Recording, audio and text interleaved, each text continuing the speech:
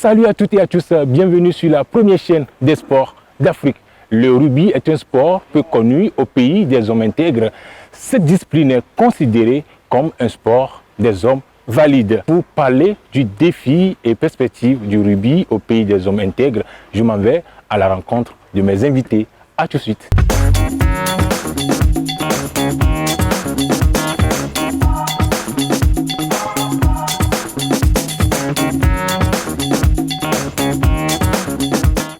Merci de suivre Stade Africa. Considéré comme une discipline d'hommes, le rugby est peu connu au pays des hommes intègres. La seule fédération qui a inversé la tendance, c'est celle du rugby.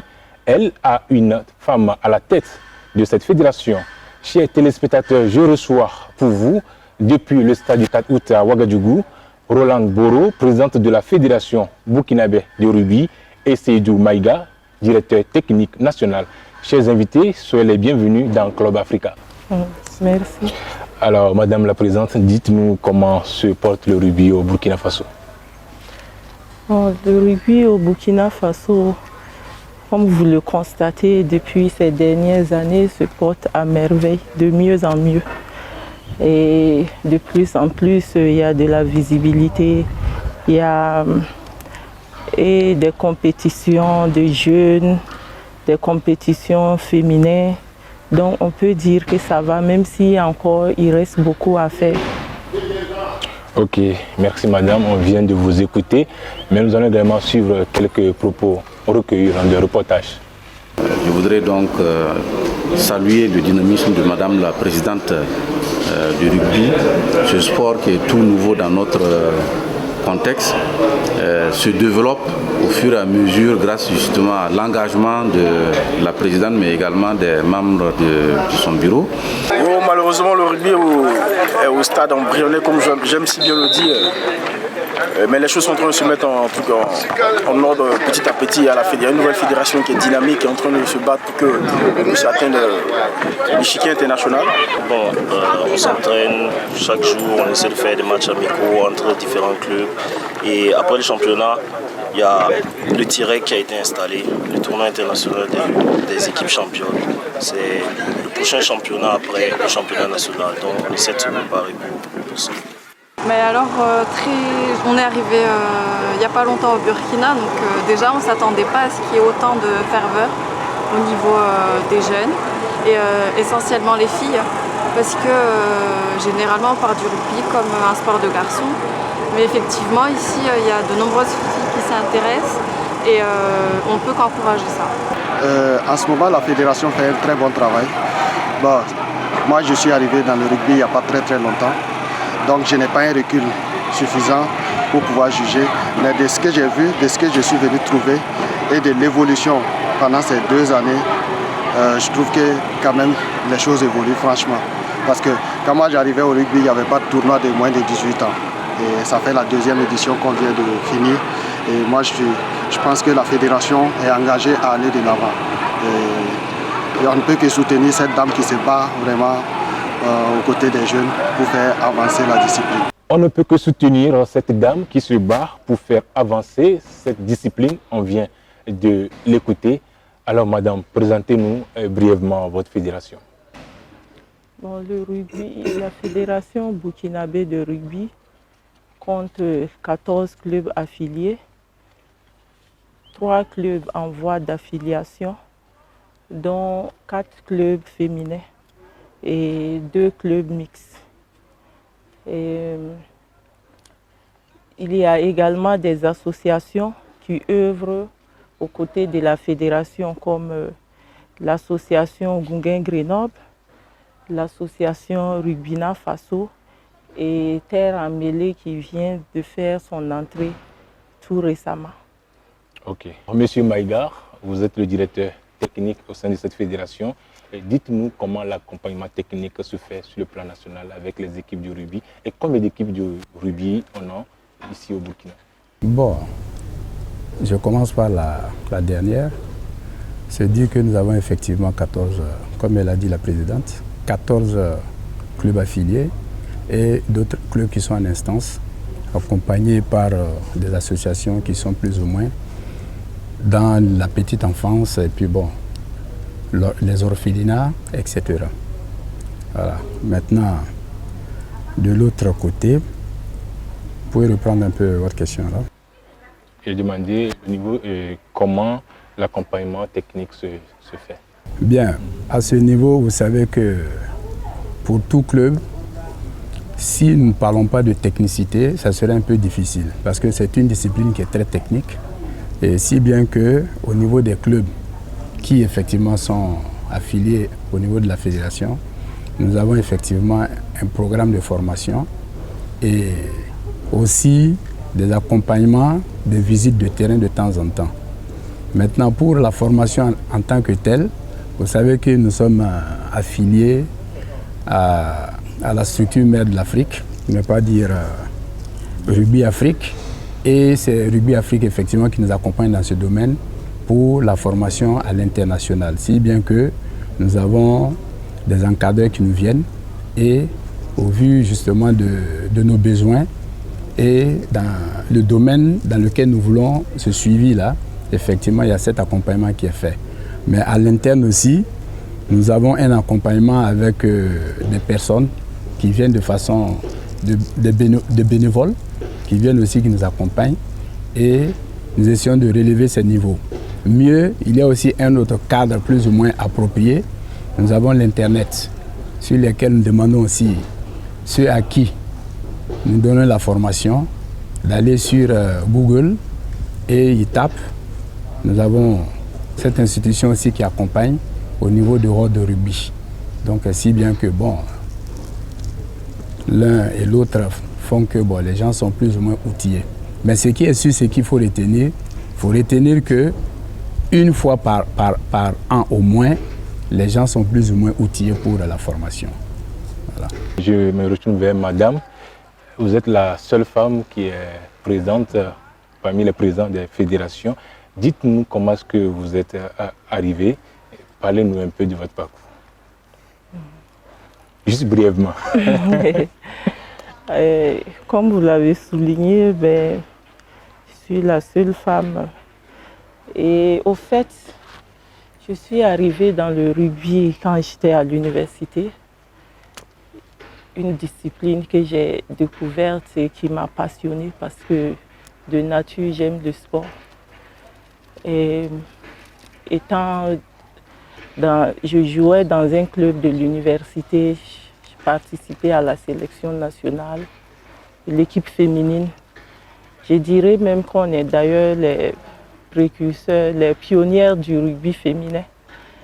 Et ensuite, j'ai été comme secrétaire générale à la fédération. Et voilà, aujourd'hui, je suis présidente de fédération. C'est ce que je peux dire grosso modo. Donc vous voilà aujourd'hui président de fédération. Comment ça se passe la collaboration avec les hommes?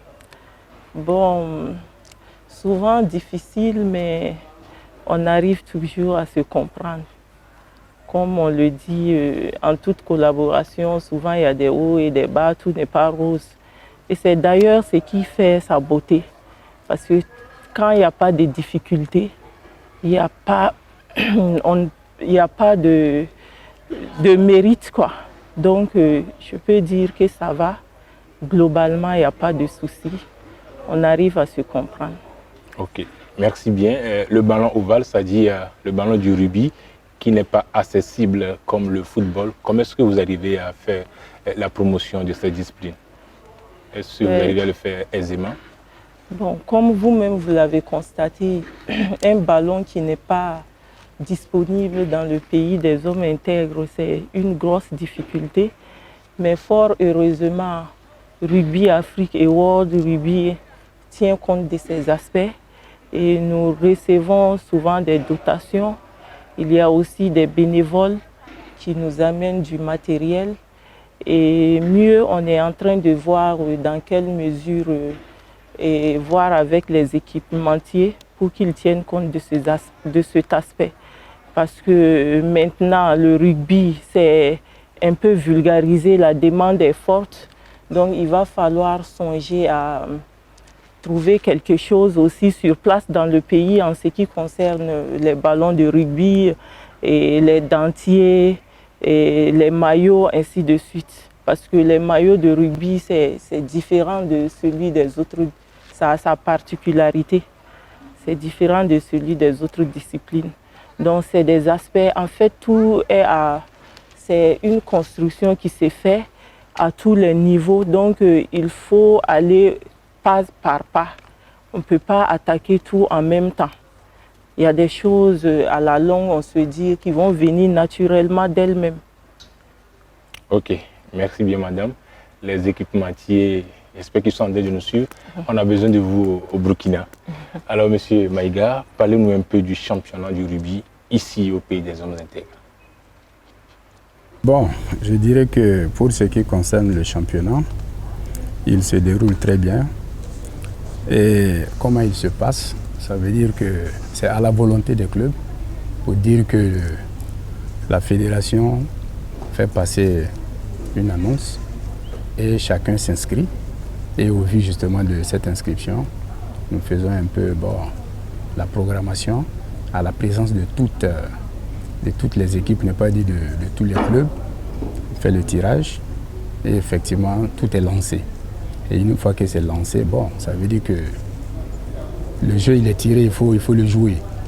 Mais fort heureusement, tout se passe bien très souvent. Mais là où il y a le plus souvent le hic, elle a parlé d'équipement. Moi, je reviendrai en force avec le problème d'infrastructure.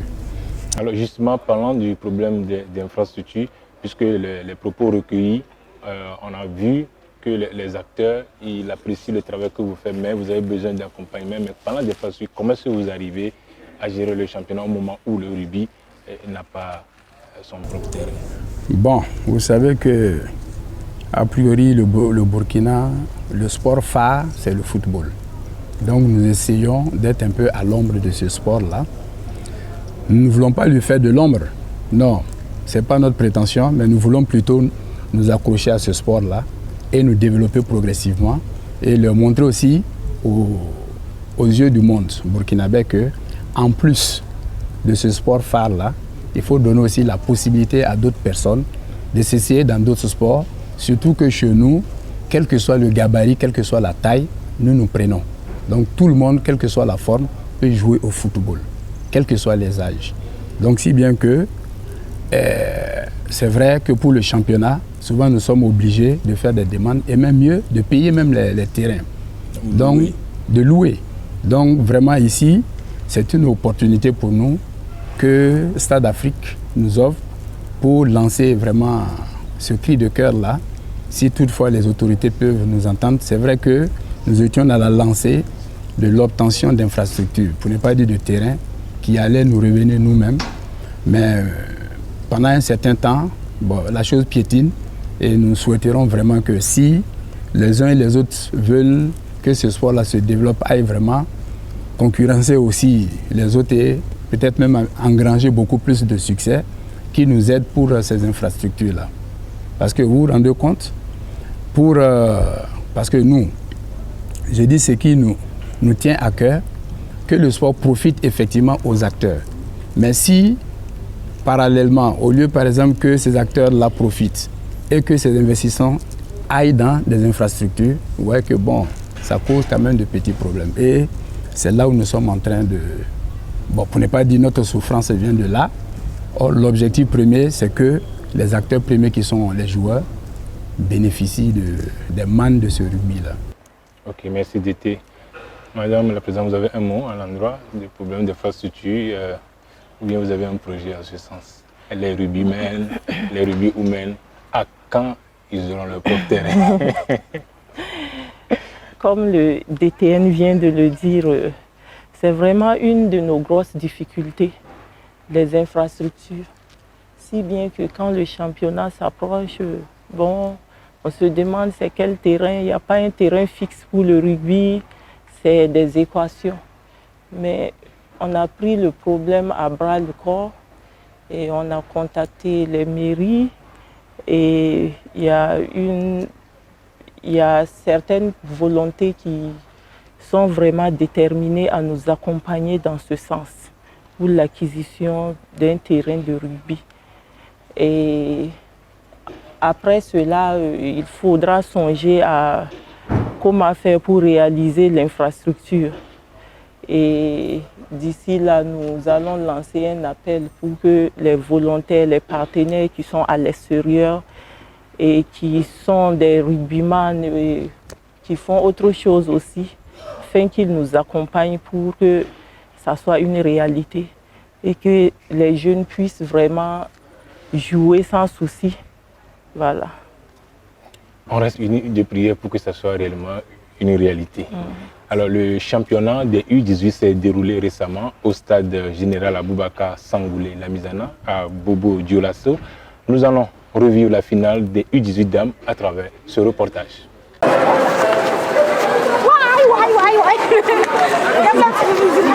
Après leur premier match et leur première victoire sur les taureaux de Tampu, les Amazones de l'Université Club de Ouagadougou étaient très attendues dans ce championnat de rugby U18 du côté des filles à Bobo Dioulasso. Dès l'entame de la compétition, elles se font remarquer en battant les Princesses sur le score de 20-0.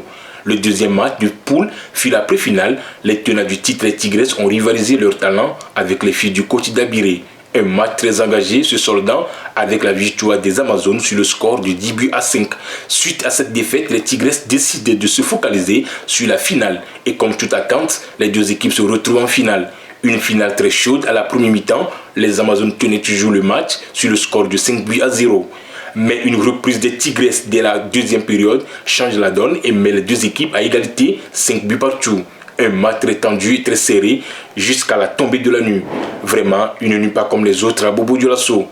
À la fin du temps réglementaire, le score final reste 5-5. Le comité d'organisation décide de reprogrammer la finale tout entière le lendemain en lieu et place des tirs au but. Alors les Amazones décident de prendre un forfait pour la suite, raison de fatigue et des blessures des joueuses de l'Université Club de Ouagadougou. Merci à la Fédération de rugby de nous avoir permis de jouer ce championnat. On est vraiment content de ce qu'on a fait. On sent vraiment qu'au Burkina Faso, il y a des filles qui peuvent représenter voyamment le Burkina à l'extérieur en matière de rugby. Bon, ce matin, vraiment, on remercie beaucoup les membres de la fédération, tous ceux qui nous ont fait du début jusqu'à la fin. Vraiment, on ne peut pas les remercier. La finale a été très bonne et tout le monde était content, joyeuse. On a très bien joué. On remercie beaucoup nos entraîneurs, notre coach et puis Adama Deme et puis Rachid qui nous ont beaucoup soutenus. Le championnat de jeunes, il est très important. Parce que c'est ces enfants d'ici 15 ans, d'ici 10 ans qui seront dans les équipes seniors, qui seront engagés, qui vont défendre les couleurs du Burkina, qui vont défendre les couleurs de l'Afrique. Donc il faut qu'on mette l'accent sur les enfants.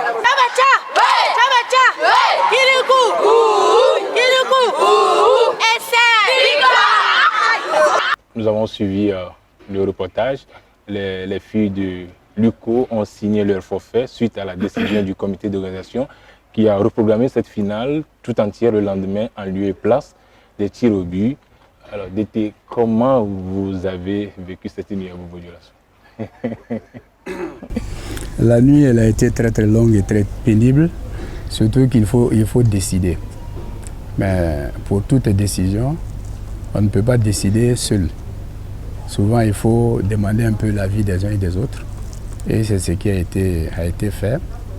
Et effectivement, après avoir reçu les avis des uns, on a essayé de reprogrammer le match pour le lendemain.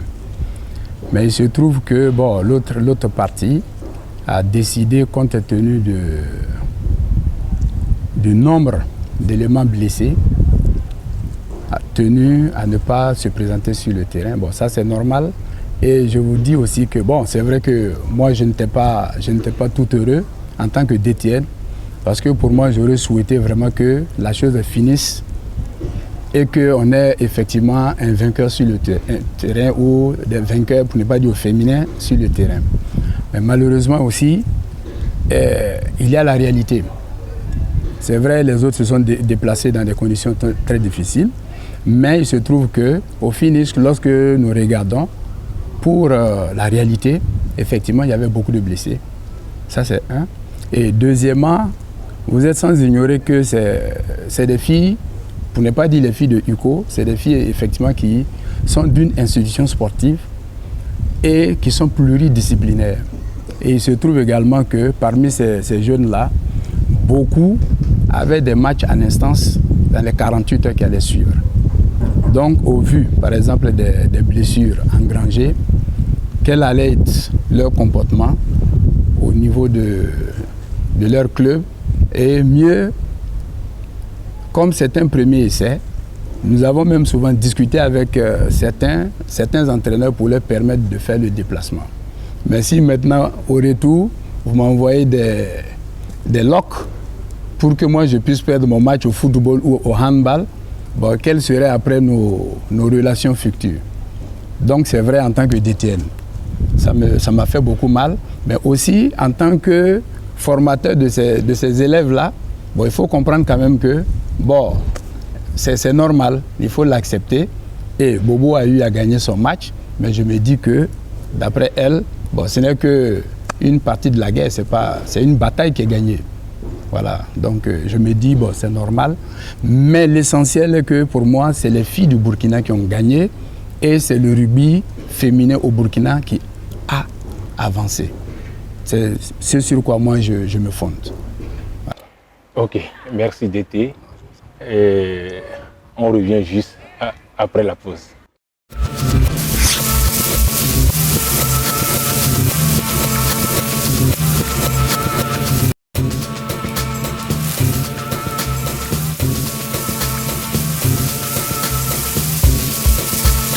Nous voilà après la pause. Nous sommes à Ouagadougou depuis le stade du 4 août. Nous parlons des défis et perspectives du rugby au pays des hommes intègres. Et j'ai comme invité Roland Boro, président de la Fédération burkinabé de rugby, et Seydou Maïga, directeur technique national. Alors Madame Boro, désormais vous faites partie du bureau du rugby Afrique. Dites-nous c'était à quelle occasion et quelle sera la suite pour le Burkina, bien sûr. Merci. Il faut dire que le 2 mars dernier, il y a eu le renouvellement du bureau de rugby Afrique et j'avais déposé ma candidature et j'ai été élue dans le bureau exécutif. Je fais partie maintenant du bureau exécutif.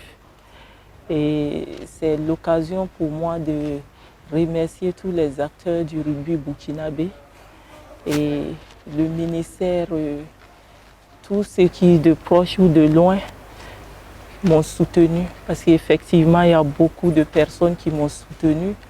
Les autres pays également, les pays sœurs m'ont soutenu et je leur dis grand merci et j'espère je ferai tout pour ne pas les décevoir. Maintenant la suite pour le Burkina, il faut, quand on est dans un bureau africain, il faut voir d'abord, africain, puisque dans l'Afrique, le Burkina est inclus. C'est-à-dire que la vision, c'est d'œuvrer à ce que le rugby soit un sport populaire en Afrique, vu le potentiel réel qu'il y a en termes de jeunesse, en termes de potentiel humain. Le rugby est vraiment une opportunité pour les Africains. Et nous, notre mission dans le bureau exécutif, c'est de vraiment faire la promotion à travers toute l'Afrique. Alors justement, parlant de la promotion, on a remarqué que vous mettez l'accent sur la base. On a remarqué tout récemment, les U12 étaient à Paris dans le cadre des 20 ans de l'association Grenoble-Gouin. Les U18 étaient aussi en Côte d'Ivoire. Et les deux étaient venus avec des coupes, bien sûr. Alors, quel est le secret? Comment ça se passe, le travail à la base là? Comment est-ce que les enfants arrivent facilement à se donner à la chose, puisqu'on savait que c'est le football qui nous donnait plus de la joie de jouer? Comment est-ce que vous avez arrivé à convaincre ces enfants-là? On a tout de suite compris, toute l'équipe du bureau de la fédération, on s'est donné comme mission travailler à la base, parce que c'est à travers la base qu'on peut vraiment baliser les choses, faire, c'est comme une fondation. Donc, on s'est donné comme priorité organiser des tournois pour les enfants et les éducateurs qui s'occupent des enfants, la formation et les compétitions par la suite. Et vraiment, pour pouvoir vulgariser la discipline, il n'y a pas de secret, c'est la base. Donc nous, vraiment, on s'est donné à fond à ce niveau et voilà les résultats. Sinon, il n'y a pas de secret. Le secret, c'est le travail à la base. Okay. Et je profite de dire grand merci aux éducateurs des enfants parce que tout ce qu'on engrange comme résultat, c'est le fruit des heures et des heures de labeur sous le soleil avec les enfants. Quand on sait ce que c'est qu'un enfant. Les éducateurs nous suivent. Chapeau à vous. Alors, madame, le travail à la base est fait, mais les seniors sont là. Quel projet vous avez pour eux? Ou bien ils sont oubliés? Non, pas du tout. Les seniors, c'est pour bientôt, puisque cette année, il faut dire qu'au niveau du rugby Afrique, les compétitions ont été reportées. Ça a un peu bouleversé nos programmes. Bon, ça ne devrait pas être le cas, mais il faut reconnaître que dans la réalité, le pays, ça a été un peu dur cette année. Donc ça a eu une répercussion, mais comme tout a repris de plus belle, d'ici là, vous verrez les compétitions. Et on a en plus de cela la chance même de participer aux éliminatoires des Jeux olympiques Tokyo 2020, s'il plaît à Dieu, ce n'est pas encore confirmé. Donc on ne peut que se mettre à la tâche très très rapidement. Et je pense que les uns et les autres, les clubs sont déjà prêts, ils organisent, il y a des matchs amicaux chaque semaine, une chose qui est très louable, ça veut dire que le rugby vit. D'été, le décor est planté en tant que technicien. Alors, quelle vision vous faites de nos championnats ici et l'évolution, les prouesses des enfants à l'international? Bon, en réalité, ma présidente a tout dit, hein. Elle a planté tout le décor. C'est pour dire tout simplement qu'il faut une base très très large au départ, pour dire travailler large avec les enfants, les tout petits, et ensuite filtrer pour avoir l'élite. Et vous voyez que les enfants s'amusent, mais dans l'amusement ils apprennent, comme elle a dit. Et de cet apprentissage-là, nous voyons qu'à l'international, quand ils sortent, ils ont effectivement de bons résultats. Donc c'est pour dire tout simplement que bientôt, il y a le championnat. On attend tout juste ce mois saint-là, que le mois de carême puisse passer et que tout de suite nous puissions relancer les choses.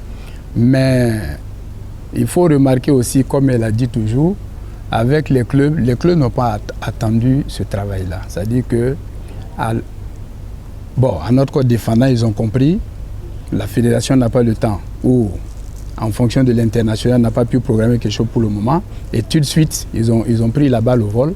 Et pratiquement toutes les semaines, il y a des compétitions qui se déroulent entre clubs et vice-versa. Donc, nous, on se dit que l'objectif, il est atteint. Et maintenant, parce que nous, ce qui nous préoccupe, c'est lorsque vous initiez, par exemple, un tournoi ou une compétition et qu'à l'issue de la compétition, que vous ayez des blessés, c'est un résultat. Du moins, ça appelle à quelque chose, ça veut dire que les gens ne sont pas suffisamment entraînés, ils n'ont pas suffisamment de compétition dans les jambes. Et moi, quand je vois les uns les autres en train de jouer comme ça, c'est un bon message pour moi, parce qu'à la fin d'une compétition, généralement, on compte moins de blessés, ce que nous avons remarqué dans les compétitions passées. Donc, pour moi, ça augure vraiment quelque chose de correct. Mais comme on l'a dit, juste après ça, nous avons des éléments de règlement que nous allons faire partir au niveau des différents clubs pour que chacun jette un coup d'œil rapidement, s'inscrive pour le championnat qui va venir. Sinon, je me dis qu'elle a planté le décor, je ne vais pas aller au-delà, quoi. Ok, merci d'été. On sait également que vous avez la charge de suivre les jeunes, les bons joueurs pour les amener à l'équipe nationale. Mais parlant des joueurs burkinabés évolués à l'international, est-ce qu'il y a des relations, vous nouez de bonnes relations avec ces jeunes? Est-ce qu'ils arrivent à apporter un plus et au rugby burkinabé? Bon, disons qu'ils apportent un plus. Et le gros réservoir, pour le moment, réside beaucoup plus en Côte d'Ivoire. Et effectivement, lorsque nous avons une compétition en vue, de façon bénévole, le chauvinisme aidant, c'est-à-dire l'appartenance à un pays, ces messieurs viennent ici compétir comme tout le monde, et à l'issue effectivement de cette compétition, ils sont sélectionnés au même titre que les uns et les autres. Mais souvent, ils sont même étonnés parce que croyant bon, c'est-à-dire quand ils comparent un peu le niveau du rugby burkinabé et celui de la Côte d'Ivoire, ils se disent souvent que bon, ici, certainement, nous sommes dans le bas-fond. Mais lorsqu'ils arrivent, ils se rendent compte qu'en fait, les places se vendent ici chèrement ou on se l'acquiert chèrement. Donc pour dire, effectivement, on a un vivier à l'extérieur qui se trouve beaucoup plus en Côte d'Ivoire. Maintenant, peut-être là où il faut plus ou moins orienter un peu notre zoom, c'est peut-être un peu vers le côté occident pour voir dans ces différents pays-là quel est le vivier que nous pourrons avoir, quels que soient les différents types de catégories, pour que ces gens-là aussi soient fiers d'appartenir à un pays, à une équipe nationale. Voilà, donc le travail nous revient et on va essayer de toucher les ambassades, les consulats pour voir que ce travail se fasse, quoi. Okay. Voilà. Mais sans manquer quand même de dire qu'à l'international, nous avons quand même deux éléments qui suivent les choses de près. Il y a Yamego qui, bon, de passage, a vraiment 1 minute de silence pour le décès de son papa. Merci. Le cinéaste, l'illustre cinéaste disparu, qui est... Merci beaucoup. Et il y a également l'ex-capitaine de l'équipe, bon, par abus de langage de France, pas de France, mais surtout de Montpellier, Fulgence, Ouedraogo Fulgence, avec lequel effectivement nous tissons des relations. Voilà, ce sont ces deux avec lesquels nous sommes vraiment en relation. Mais pour le moment, les autres, nous n'avons pas encore trop fouillé. Mais c'est comme je dis, on se prend cet engagement-là pour essayer de fouiller et de trouver les petits Burkinabés vivants à l'extérieur et surtout dans les Europes. Ok, merci d'été. Madame la Présidente, vous avez suivi dans les propos recueillis. On a apprécié le travail de la Fédération, mais ils ont remarqué également que vraiment il y a des innovations du côté des enfants, plus chez les filles. Je ne sais pas si vous êtes femme, qu'on sent plus de l'innovation pour les rubis humaines ou bien... Bon, à vous de me comprendre.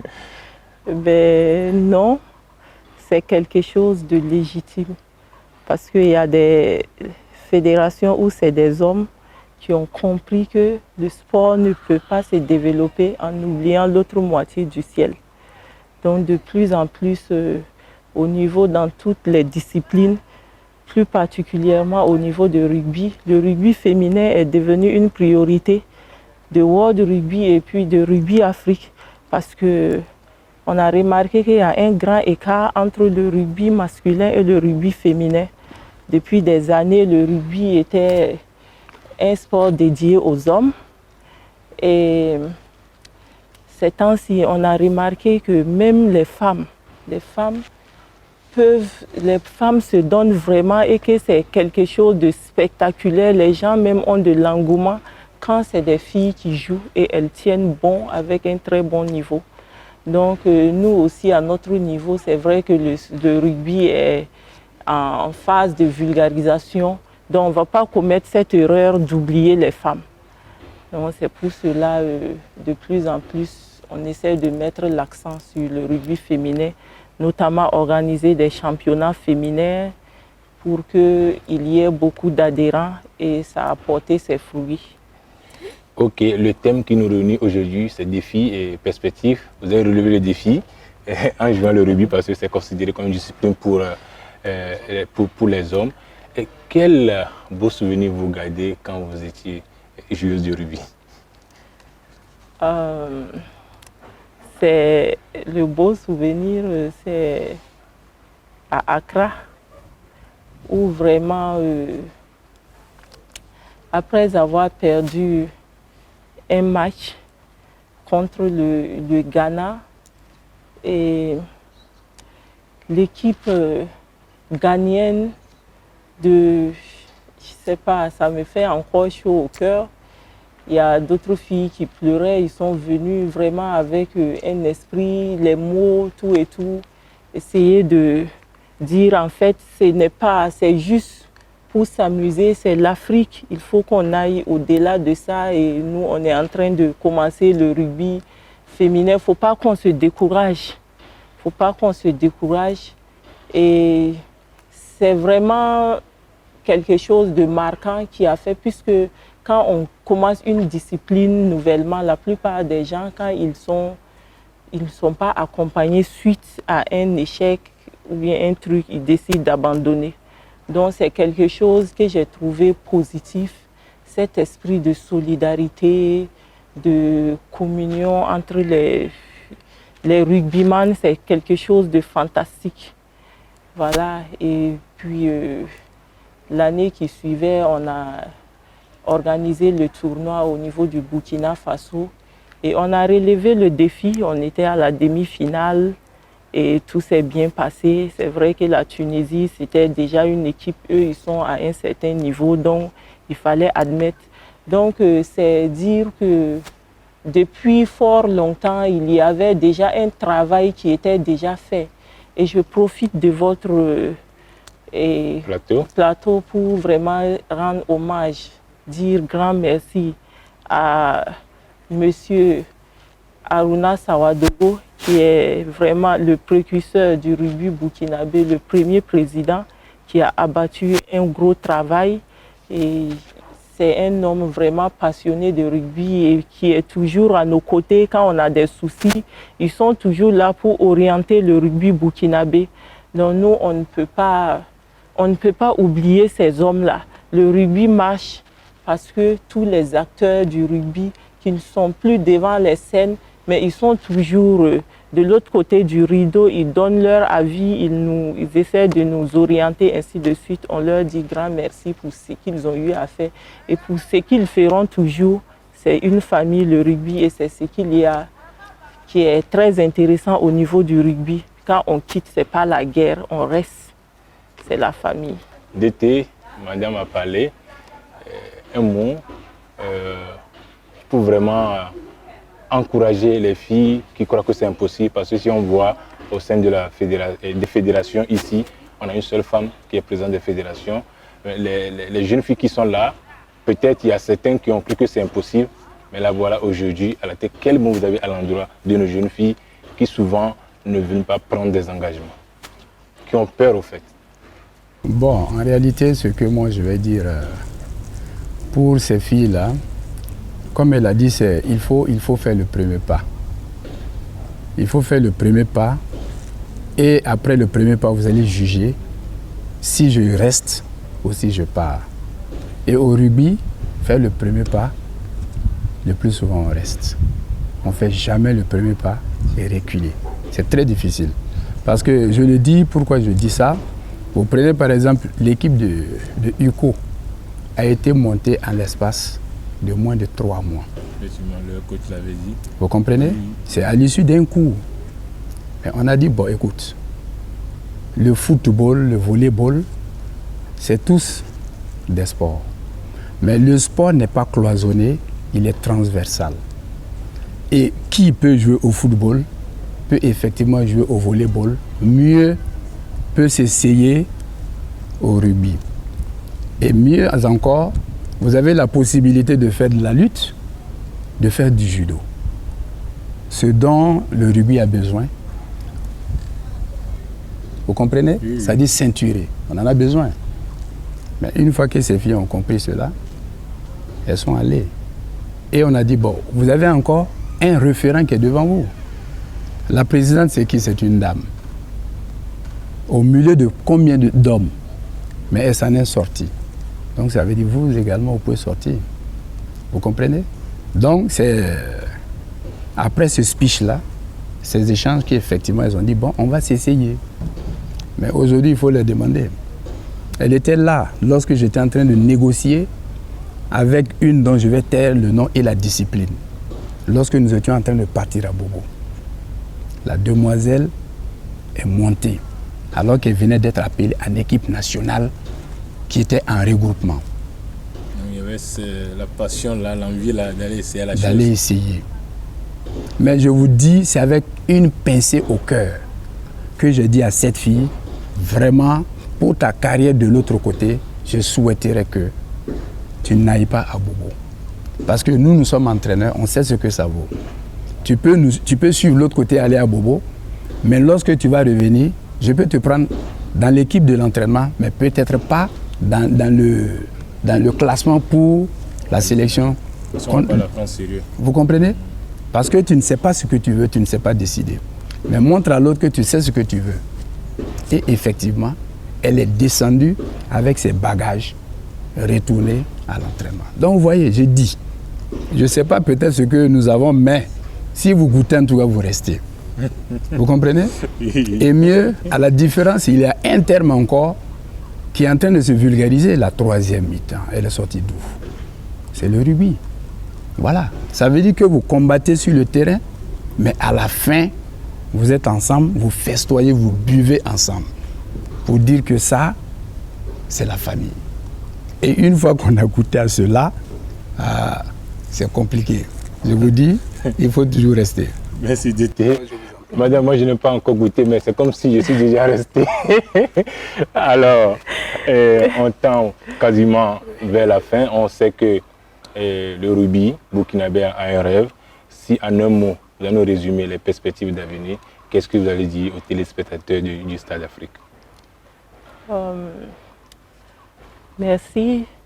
Je dirais notre ambition au niveau de la fédération, c'est un jour voir le rugby populaire au niveau du Burkina Faso, le rugby présent dans toutes les régions du Burkina Faso et avoir vraiment une équipe nationale à la hauteur qui puisse aller compétir en Europe comme les Sud-Africains le font, le Kenya, et avoir nos infrastructures aussi, même si d'autres pourront aussi les utiliser, et pouvoir associer le rugby je vais dire, le sport à l'éducation. Côté formation, on aimerait que des jeunes aillent dans ce sens-là se former dans le volet du rugby et ça puisse être un emploi, ils puissent gagner leur pain à travers cela. Parce que dans les autres pays, ça se fait. Pourquoi pas au niveau du Burkina Faso, que des gens aussi, à travers la discipline, puissent être des arbitres internationaux, des entraîneurs internationaux et ainsi de suite. Donc c'est ça l'objectif, qu'on aille vers le cadre professionnel au niveau du Burkina Faso. Merci. Nous voici à la fin du Club Africa. Je vous rappelle que nous recevions dans Club Africa Madame Boro Roland, présidente de la Fédération burkinabé de rugby, et M. Seydou Maïga, directeur technique. Chers invités, merci d'être passés sur Stade Afrique. Chers téléspectateurs, restez toujours fidèles à la suite de nos programmes sur Stade Afrique et surtout, n'hésitez pas à nous faire des remarques sur des réseaux sociaux afin de mieux faire pour vous satisfaire. Et quant à moi, je vous dis Bilifou, au revoir.